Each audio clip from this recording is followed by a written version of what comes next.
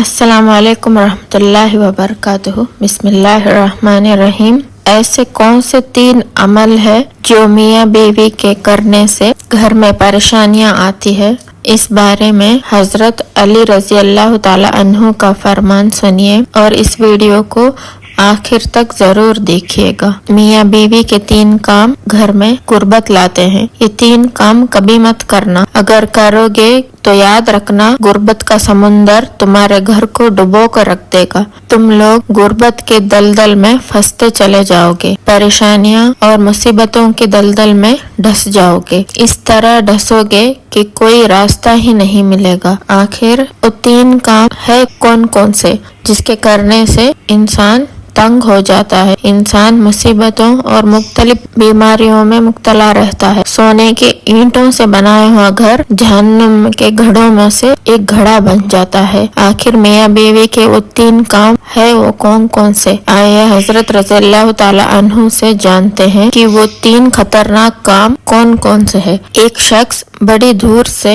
हजरत अली रज़ियल्लाहु ताला अन्हु के पीछे नमाज पढ़ने आता था। एक मर्तबा वो अचानक गायब हो गया, अचानक कहीं चला गया और ये मालूम नहीं कि कहाँ गया। कुछ दिन बाद हजरत अली रज़ियल्लाहु ताला अन्हु कहीं लंबे सफर को गए। वापसी पर आप थके हुए थे। आप रज़ियल्लाहु ताला अन्हु ने एक घर देखा, घर की एक दीवार देखी। उसी रास्ते पर आप रज़ियल्लाहु ताला अन्हु घोड़े से नीचे उतरे, दीवार के साथ टेक लगाकर बैठ गए। जैसे ही आप रज़ियल्लाहु ताला अन्हु दीवार के साथ टेक लगाकर बैठ गए, आप रज़ियल्लाहु ताला अन्हु ने सुना उस घर से एक औरत की रोने की आवाज आ रही थी। उसका शौहर उसे मारता चला जा रहा था, डांटता चला जा रहा था, गाली गलौज कर रहा था, ताने दे रहा था। ओ बदबक, जब से तू मेरे घर में आई है मैं गरीब हो गया हूँ। जब से तू मेरे घर में आई है तंगियों के साथ लेकर आई है, परेशानियों को साथ लेकर आई है। अमीरी के जनाजे निकल गए और गुर्बत अरूज पर आ गए।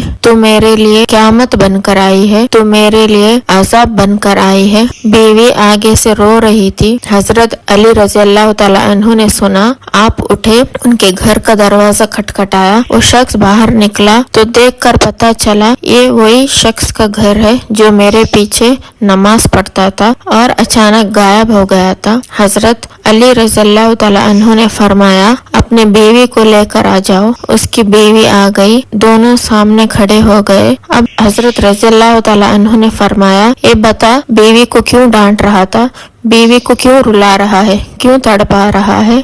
उसने कहा, या अली रज़ियल्लाहु ताला अन्हु, ये बदबक जब से मेरे घर में आई है दूसरी औरतें बच्चे जन्म देती है, बच्चे पैदा करती है, इसने गुर्बत पैदा कर दिया है। दूसरी औरतें बेटियां पैदा करती है, रहमत पैदा करती है, नेमत पैदा करती है, इसने मेरे लिए अजाब पैदा कर दिए, इसने मेरे लिए गुर्बत को पैदा कर दिया। जब से ये आई है रिज़्क के तमाम दरवाजे बंद कर दिए गए हैं। मैं तो दिन ब दिन गरीब होता जा रहा हूँ। अब हजरत अली रज़ियल्लाहु ताला अन्हु ने उसकी बीवी से पूछा, एक बात बताओ, ये शख्स कब से तुम्हें डांटने लगा है, कब से तुम्हें मार रहा है? ये सुनकर वो औरत रोने लगी, आंखों से आंसू निकल रहे थे। औरत रोकर कहने लगी, या अली रज़ियल्लाहु ताला अन्हु, जब से मैं इस घर में आई हूँ मैं घर में नहीं बल्कि जहन्नुम में आई हूँ। मुझे ऐसा लगता है जैसे जीते जी अल्लाह ने मुझे जहन्नुम में कैद कर दिया हो। जब से मैं इस घर में आई हूँ मेरा शौहर मुझे ताने देने लगा है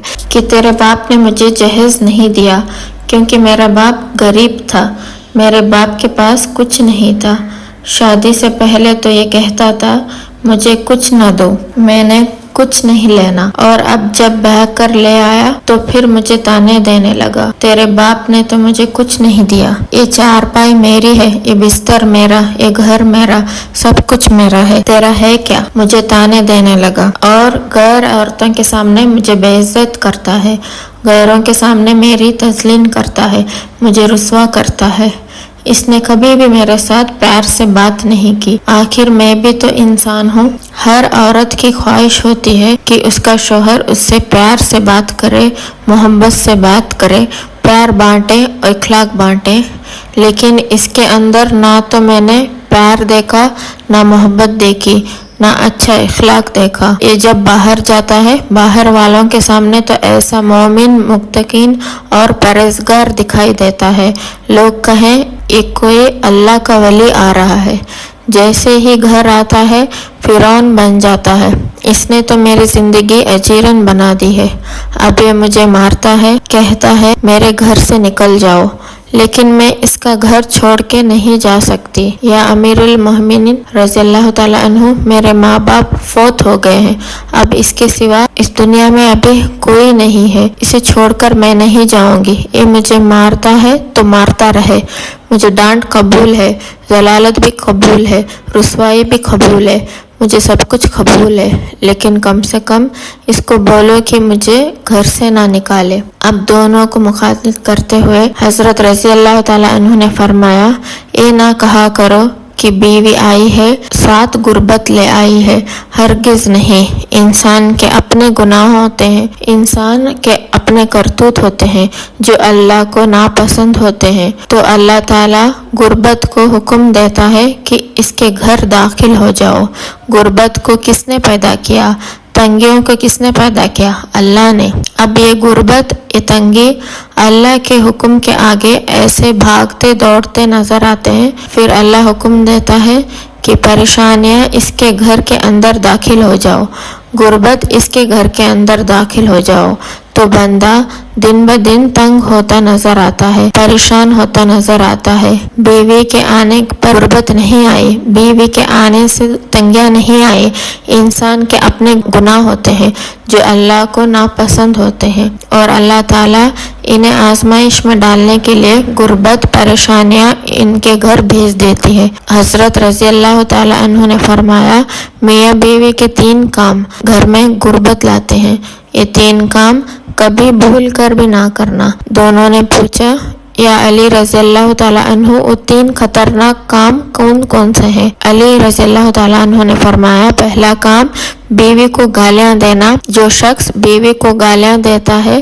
اس سے بڑا عذاب اور کیا ہوگا کہ وہ اپنے بیوی کی نظروں سے گر جاتا ہے۔ گالیاں دینا نیکیوں کو اس طرح کھاتا ہے جس طرح آگ لکڑیوں کو کھاتی ہے۔ اپنی نیکیاں ضائع نہ کرو۔